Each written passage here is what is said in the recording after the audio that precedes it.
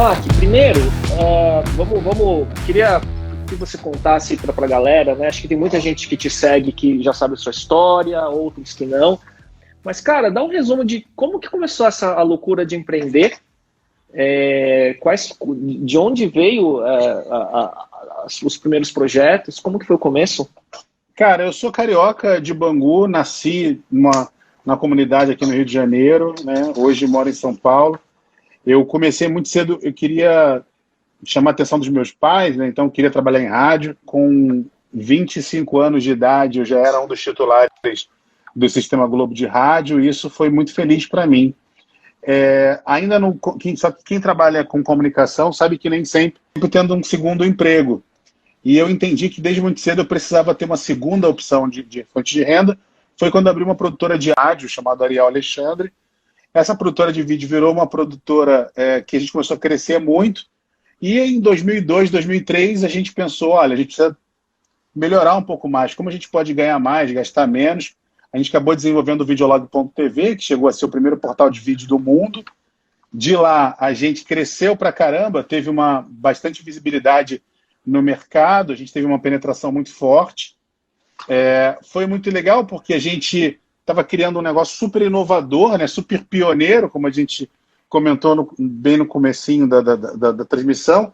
E desse portal, a gente ganhou vários prêmios, várias visibilidades ao longo do tempo. A gente foi super se acompanhando ao longo do tempo e foi assim fora de série. A gente teve um episódio da Daniela Scarelli namorando na praia, a nossa audiência começou a cair, os faturamentos começaram a cair, até que em 2015 a gente tomou a decisão de fechar o portal completamente e eu fui procurar emprego. Aí de 2015 para cá trabalhei em alguns portais, acabei trabalhando no Grupo Masters, E-Commerce Brasil, acabei trabalhando na Bossa Nova Investimentos com o Kepler e com o Pierre, né, ajudando no crescimento. Com a venda para o BMG, eu resolvi abrir uma consultoria e trabalhar só nos meus próprios projetos. Então, hoje eu estou nessa função de diretor de investimentos, buscando projetos que tenham vontade de se internacionalizar e por conta disso, a gente acaba investindo para se manter e manter o crescimento. Ô Mark, o que você vê, cara? Porque assim, né, acho que você teve uma grande escola que foi o Videolog, é aquele caso da inovação, né, que todo mundo conhece, pelo menos ouviu falar, né, e acho que te deu muita casca por todos os percalços eventuais de desenvolver o negócio. E como que você vê todas essas suas passagens, né, para hoje você ser diretor de investimento do The Venture City, você ser mentor, né, de várias startups, ser super procurado? Qual é o seu grande asset que você acha, Mark? Você acha que a experiência do Videolog é uma soma de várias coisas? O que você traz para a mesa hoje, que você acha? Eu acredito que o que mais me impacta e o que mais me ajuda a me manter de pé nesse mercado é uma coisa que eu chamo de humildade intelectual, que é uma coisa que eu tento sempre equilibrar entre a quantidade das coisas que eu sei fazer com a quantidade das coisas que eu gosto de me manter aberto para continuar aprendendo, né? Eu consigo, por exemplo, mercado chinês, então mercado oriental, cara, vai falar com o IN. Tipo, inovação na área de marketing, vai falar com o Bob Von Hein. O que eu realmente acredito é que quando a gente consegue cultivar as nossas relações ao longo do tempo, quando a gente consegue provocar relações que possam ser duradouras. E mesmo que você acabe não fazendo nada diretamente com a pessoa, mas que aquela pessoa saiba que ela pode contar com você quando ela precisar. Não, e para quem está, né, aí 20 anos no mercado, né, seu caso, né, de certa forma o meu caso, comecei no final dos anos 90, é conexão e experiência para se manter no jogo, né, de certa forma. E obviamente você tem que entregar valor para o que se propõe fazer. É bem isso. Eu acho que uma coisa que eu até postei esses dias sobre que beleza não garante audiência, faculdade não garante profissionalismo e idade não garante maturidade. Então, eu acho que essas coisas elas precisam ser equilibradas. Muito jovem hoje, com muita capacidade técnica, com amplo conhecimento de produto para atingir o resultado final. Ao mesmo tempo, a gente também tem a experiência dos mais idosos. Então, não dá para simplesmente descartar tudo que foi feito do passado, né, das pessoas do passado, e também não dá para desconsiderar a capacidade de execução dos mais jovens. Então, acho que o nosso papel hoje está nesse equilíbrio, né?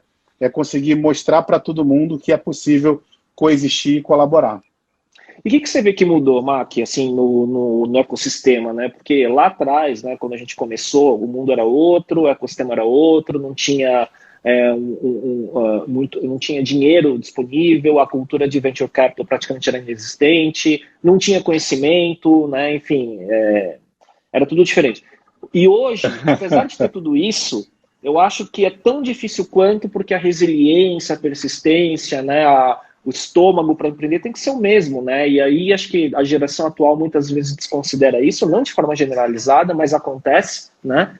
E daí eu acho que, eu não sei quando você mentora a galera, se você percebe isso, essa falta de... eu não sei se a palavra é resiliência só, mas enfim, você entende o ponto, né? Que eu acho que colocar esse fator de dificuldade que tem que ralar muito é um dos fatores que pega um pouco para essa geração, não é? Você não acha? Eu acho que a gente vive uma geração que não fica muitas vezes buscando para sentir o sabor, quer sentir o sabor muito assim. Então, a minha mentoria quase sempre ela começa assim, tá, me conta qual é a dor que você viu, mas sem me contar do seu produto. Porque muitas vezes as pessoas elas estão olhando muito para a solução que elas construíram, elas estão olhando muito para as coisas que elas estão fazendo, né, no como elas estão fazendo, ou no que elas estão fazendo, esquecendo de contar do porquê. Tem muita gente hoje que faz uma coisa que é do tipo, tem um projeto de educação, ou um projeto de capacitação, ou um projeto de consultoria, coloca tudo isso num pacote e vende como se fosse mentoria. E o que eu digo para as pessoas é, olha, mentoria não tem KNAI. Então, instrutoria, você tem KNAI. Consultoria, você tem KNAI. Mas você não tem um KNAI para mentoria, porque isso não existe. Mentoria nada mais é do que você ter um conhecimento profundo num ponto específico, e desse conhecimento profundo num ponto específico, você estar aberto a trocar e ajudar outras pessoas. Virar um trabalho para você, que pode ser tanto uma consultoria para você executar alguma coisa em conjunto, ou tanto pode ser um pedido de aula, aí é um outro ponto, mas é um ponto que tem que ser visto num segundo momento. Com certeza. Ô, Mac, e como que você divide seu tempo hoje, né? Entre mentoria, entre olhar para os investimentos da The Venture City, suas iniciativas, como que tá isso? Em janeiro eu dei uma entrevista na Jovem Pan e foi engraçado, porque o meu trabalho basicamente é me dividir entre eventos, quer dizer, falar em eventos, estar aberto a ajudar as pessoas, com a única diferença que agora eu tenho um sobrenome, que é da The Venture City, porque o meu trabalho continua sendo exatamente igual. Eu tenho uma agenda aberta para qualquer pessoa que queira conversar comigo, e eu digo qualquer pessoa é qualquer pessoa. Claro que assim, o que eu digo para as pessoas é o seguinte, nem sou eu que digo, é o professor Silvio Meira que fala, se você não consegue convencer nem seu melhor amigo que a sua ideia é boa e trocar com ele sobre o seu projeto, por que eu, que não te conheço, você é a melhor pessoa para te indicar? Então, brainstorming, é o professor Silvio Meira que fala isso, não sou nem eu só peguei emprestado. Então, eu não sou a pessoa para fazer brainstorming. Mas agora, se você tem uma operação, se você está quase faturando, ou se você já está faturando, ou como é o grande caso que acaba me ajudando bastante, a pessoa já está faturando, ela quer discutir negócio, cara, é meu melhor momento. Então, meu dia hoje ele se divide da seguinte maneira. Eu acordo muito cedo, sempre. Eu tento meditar, de manhã é que eu estudo, eu faço as minhas pesquisas, eu começo a produzir, eu sou muito criativo de manhã. Quando vai dando mais ou menos umas 8 horas, assim, umas 8 e pouca, eu começo a responder e-mails, porque eu não gosto de responder mais cedo, porque senão acostuma mal as pessoas. Quando você responde e-mail, o cara te mandou e-mail 2 da manhã, você responde às 5, você começa a cultivar uma cultura das pessoas te responder. Eu respondo um SLA imediato. Então, meu dia é todo cronometrado, com blocos de horário, e eu trabalho muito no Pomodoro. Geralmente eu trabalho entre 30 e 45 minutos, descanso entre 15 e 30. Então, que o meu trabalho, basicamente, é estar conectado com o que está acontecendo no ecossistema. Então, é entender que um vídeo de uma festa de aniversário de 2 crianças em Pato Branco vira meme, ao mesmo tempo que você compartilhar com as pessoas que ontem foi aprovado, marco legal da internet, um projeto que eu tive o prazer de acompanhar do início, lá em 2012. Eu acho que é bem isso, né? Tem que ser uma antena para absorver conteúdo, para fazer as correlações, até para entender como que a inovação está acontecendo, né? e daí você ter cada vez mais repertório para conseguir identificar essas oportunidades quando você está dando as mentorias, né? Agora, o que você está vendo, cara, assim, com todos esses contatos, as empresas que você está mentorando, quais são as grandes inovações, quais são as grandes curvas que a gente está vendo agora, né? Porque se a gente olhar, sei lá, 5 anos atrás, era quando fintech, né?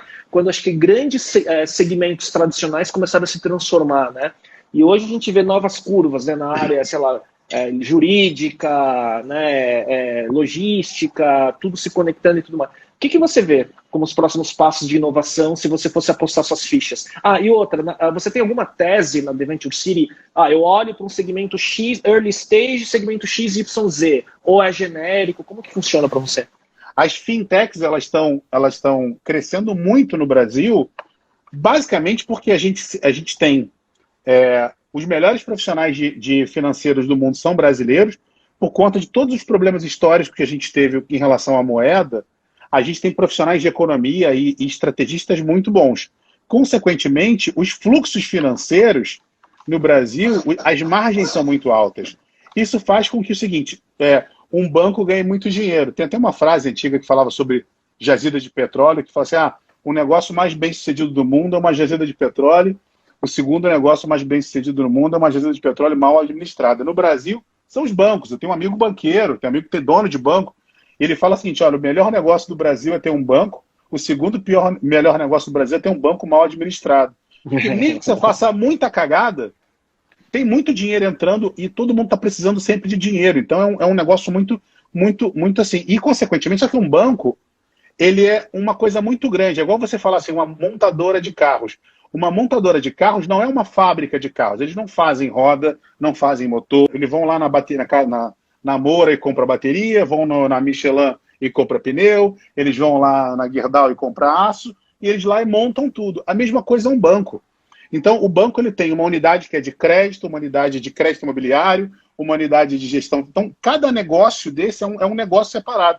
Aí você vê uma empresa como a Nubank, por exemplo, que a gente faz uma única coisa, que é um cartão de crédito, só que a gente faz isso muito bem. A gente faz o arroz com feijão, mas faz muito bem. Então, mas ao mesmo tempo, no geral, para que ele se propõe a fazer, é muito bom. Consequentemente, isso faz com que a gente tenha um boom muito grande nas fintechs, porque as margens são muito altas. E isso é uma loucura. E aí, fechando essa pauta de fintech aqui, por exemplo, a gente tem o Santander, teve lá 1,8 milhão de cadastros no Pix. O Nubank fez 0 de propaganda, teve 8 milhões. As coisas estão mudando muito.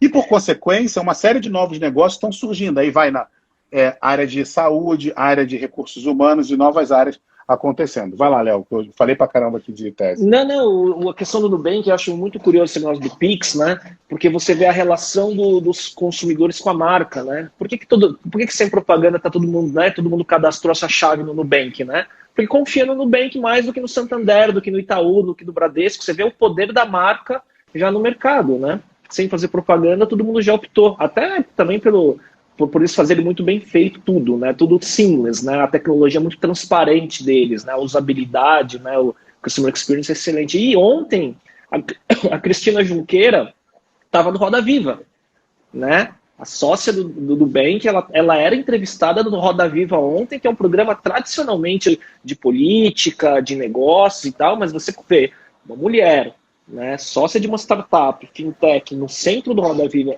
que é um programa teoricamente mais tradicional, eu acho que é um grande marco que mostra o poder da transformação dos negócios hoje nas startups, né? Ela quebra muitos padrões. Por exemplo, ela foi capa da Exame grávida, ela, junto com outros caras, consegue se manter forte à frente de uma empresa gigantesca e continua sendo super admirada. Então, e o que a gente está vivendo hoje também é uma coisa que aconteceu em 2004, que a gente chamou de convergência de mídias, porque o preço dos devices caiu tanto que eles não tinham alternativa do que se juntar. Então você tinha um bom telefone celular, uma boa câmera digital e uma boa filmadora. O preço dela caiu tanto que elas se convergiram. Que as empresas de tecnologia, elas estão crescendo tanto que elas não têm mais espaço para crescer. Então, consequentemente, elas estão invadindo o meio físico, que é o que a gente chama de phygital, que é esse processo onde a Amazon, por exemplo, compra as lojas físicas e a gente está saindo do digital para o online. Que começou um pouco com essa coisa do online e offline, né? Com o Uber, por exemplo, apertar um botão e nascer um carro na nossa frente, e agora a gente está acompanhando também essa outra grande evolução, que é do digital invadindo o analógico. Não, e a gente dá o exemplo não só de Amazon, mas de Magalu, né, no Brasil. Eu acho que é um case absurdo, né? Conheço bastante gente lá dentro. É um caso a ser estudado, viu, esses caras, viu? Porque o que está acontecendo hoje é o que eles começaram há muitos anos atrás, né? E os tempos atuais eles só aceleraram, né? Ô, Mac, me fala uma coisa. O que você vê, cara, como seus grandes aprendizados ao longo da sua trajetória, né? Que você aplica hoje quando você vê uma startup, né? Tipo, por exemplo, quais grandes erros, né? Por exemplo, escolha de sócio, funding, operação, porque eu já tive alguns negócios digitais, né, ao longo desses 20 anos, 4 mais especificamente. Alguns deram certos, outros muito errados, e cada um foi me moldando para tentar não errar na próxima, né? E a gente sabe que é difícil, né? O que você vê, cara, como seus grandes pontos aí de aprendizados da trajetória? A gente tem uma tendência grande a começar uma operação. Primeiro a gente tem uma ideia, e aí a gente quer montar o time ideal com os nossos amigos. Depois a gente pensa na melhor forma de atender. Depois que a gente pensa na melhor forma de atender, a gente vai para a venda. Esse é um conceito que funciona, mas o Reid Hoffman, autor do Blitzscaling, fala que isso pode ser feito de uma maneira diferente. Se tem dinheiro na mesa, se você não pega, alguém pega. Então a primeira coisa é vende. Gera demanda. Impacta a demanda. Depois que você vendeu, entende como você vai atender. Depois que você entendeu como atende, aí sim você vai olhar e contratar. E depois que você contratar as pessoas que faltam para aquilo dar certo, você volta e refaz o produto que você vendeu lá no começo. Então é um novo processo, é uma nova forma de visualização. O que eu tenho percebido muito e o que vem me moldando é muito a questão da simplicidade, a questão da gente começar a olhar para tudo à nossa volta, mas muito num modelo onde a gente tem um minimalismo nas coisas. As pessoas confundem o minimalismo com um excesso de economia, e não é real isso. A gente precisa entender que o minimalismo é você entregar o essencial. Então, se você tem uma ideia, seja a sua empresa gigantesca, com muito dinheiro em caixa, ou seja você sozinho, você precisa encontrar um jeito simples, rápido e barato de colocar ela em prática. E no passado eu não fazia isso. Eu queria fazer sempre coisas megalomaníacas, gastar muita grana, ou contratar as pessoas ideais.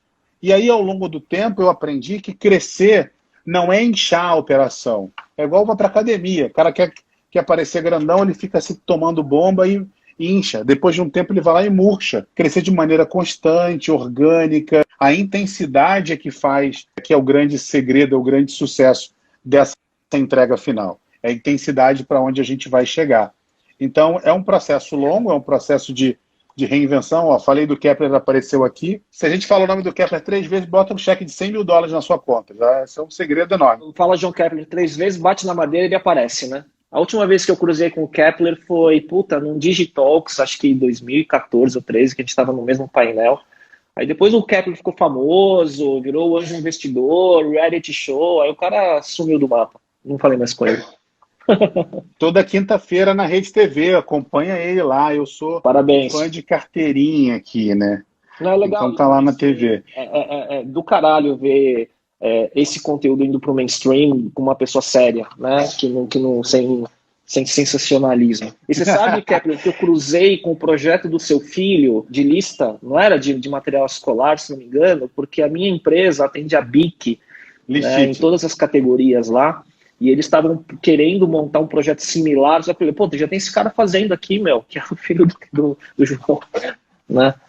Que foi adquirido, se não me engano. Bom, agora é a sua vez. Volta aí, Léo. Não, dos aprendizados, né? Então, que foram porque eu vejo isso, né? Que você tem que ser colocado muito quando você fala da mentoria, né? E do trabalho que você está fazendo. Você fala muito ajudar a startup a crescer, escalar, mas você sempre coloca de uma forma sustentável, saudável, não é isso? Sem a cultura, né, da aceleração. Vamos começar na questão da mentoria, né? Eu penso muito assim. Né, do exponencial, né? Eu acho que o primeiro ponto que a gente precisa fazer é uma coisa que eu já falei, que assim, a gente precisa admirar a beleza dos outros sem duvidar da nossa.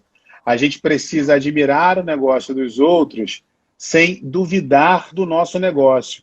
Então, quando eu falo com uma startup, uma empresa, mesmo que ela esteja 100% fora da tese da The Venture City, mas ajudar aquela empresa a crescer me faz bem, porque eu sinto que eu estou ajudando um negócio a nascer. Isso faz com que a gente continue e se mantenha firme nesse processo de manter uma escala de crescimento da operação. Então, uma visão, um grande potencial de escala que a gente precisa trabalhar e continuar trabalhando. Então, esse é um ponto importante.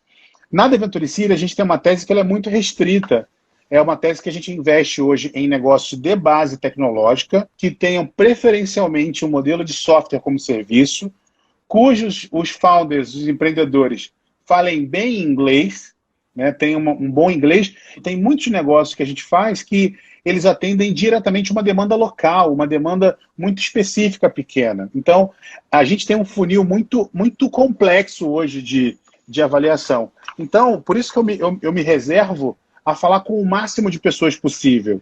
Eu me reservo a me dedicar a ajudar o ecossistema, porque quando a gente fala com um empreendedor, como por exemplo o Davizinho, acompanhei todo o crescimento e ver que ele vendeu uma operação lá na frente é uma grande vitória. Da mesma maneira, foi a questão do Thales com o EasyTax, ver a ascensão do EasyTax, até onde foi a mudança desse paradigma. Então, eu acho que a gente tem que... Eu vivo hoje o paradigma da escassez e da abundância.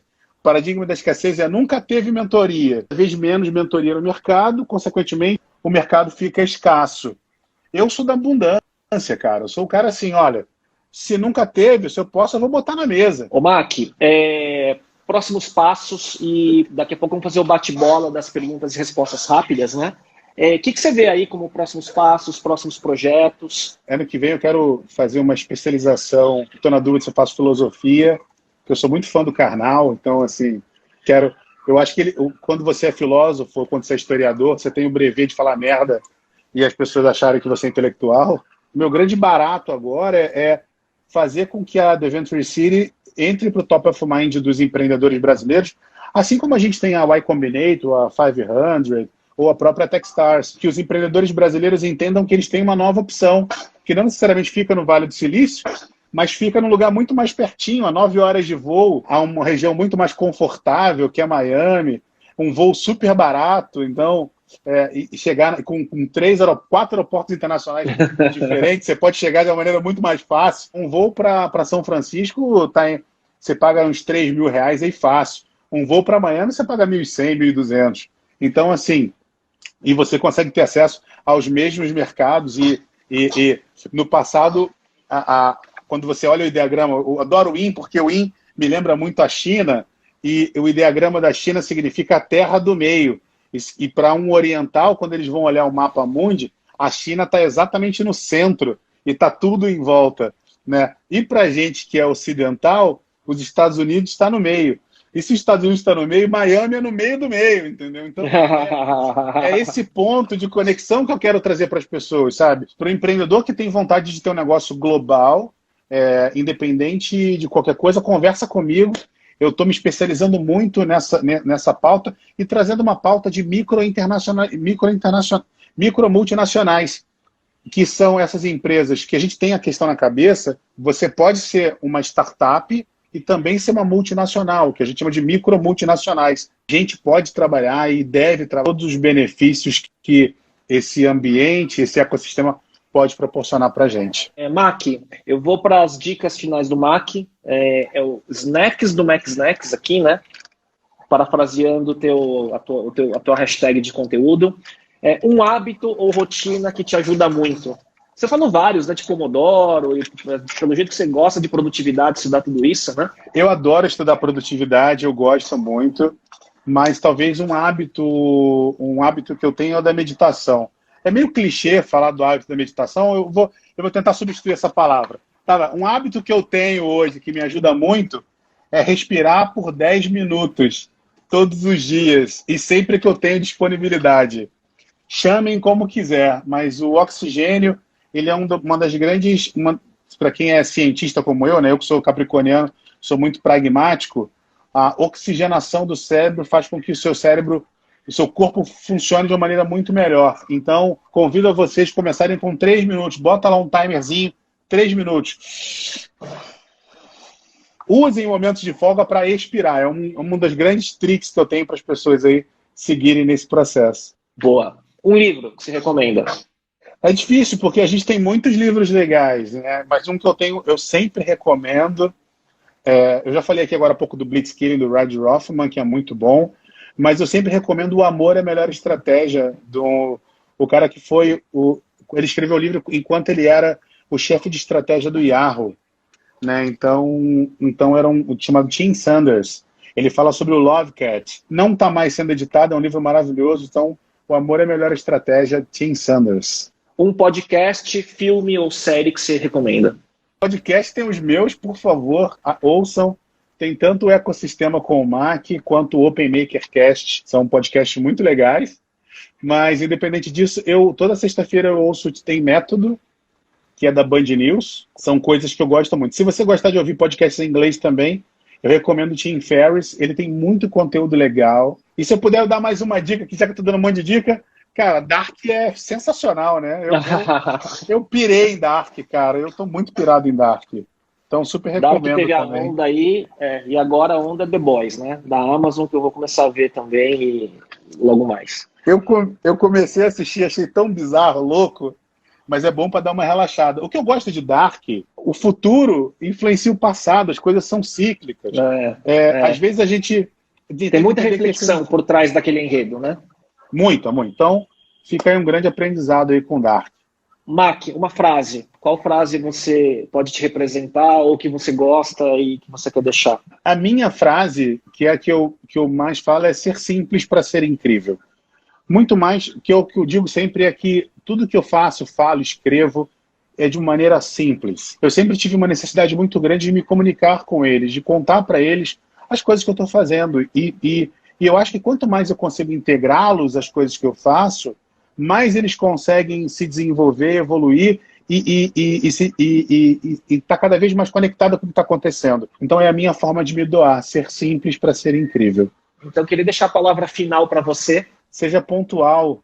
E se você não for pontual, como eu não fui no começo da live, tem uma boa justificativa para isso, porque você precisa respeitar o tempo das pessoas. E por fim, tudo tem o seu tempo, desde que não demore muito. Quer dizer, você também não tem que ficar ali, como o Raul Seixas dizia, né, sentado com a boca aberta, esperando a morte chegar. O seu resultado depende diretamente da intenção que você coloca em cima de cada uma dessas coisas. E uma coisa eu posso dizer para você, só você vai ter coragem de ser quem você é.